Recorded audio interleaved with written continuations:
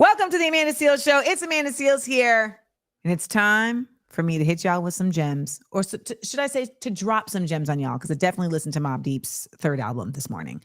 I be knowing. It is Dr. King weekend, and this is a weekend where we remember somebody who really put their life on the line to bring the injustices of Black folks to the height of this country's visibility in order to get actual change. A lot of people, though, love to frame Dr. King as a brother who was asking for change versus one who was demanding of change.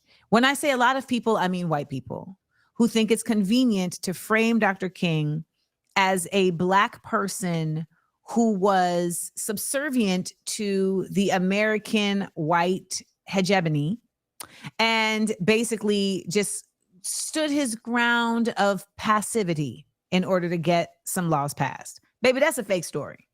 Dr. King was out here putting his life on the line, but he was also sharing that light with so many brothers and sisters, not just, of course,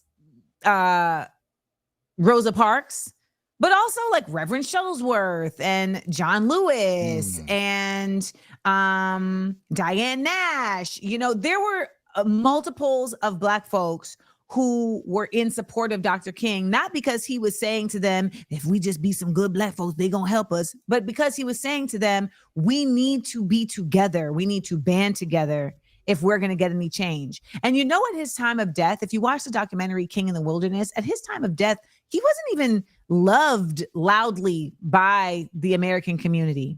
At the time of his assassination, he was dealing with anxiety. He was dealing with a lot of mental health issues because there was really just this constant feeling of hopelessness. I don't want anyone to ever think that we got the Voting Rights Act or the Civil Rights Act or the Housing Rights Act because it was altruism.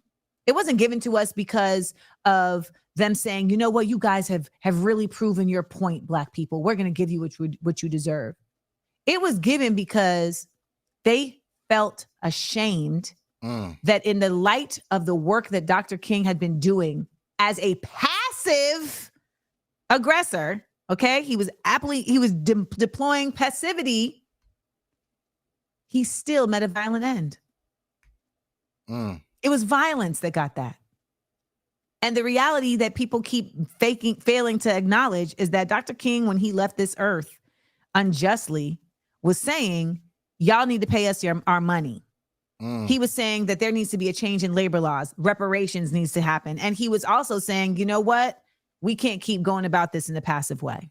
So don't act like he was just surprisingly assassinated. He was assassinated because Dr. King was very alive and awake, and he was about to aliven and awaken a whole world of folks to what this country is about. In that breath, I need Jonathan Majors to stop talking about Dr. King's wife. I be knowing. We'll be right back to the Amanda Seales Show.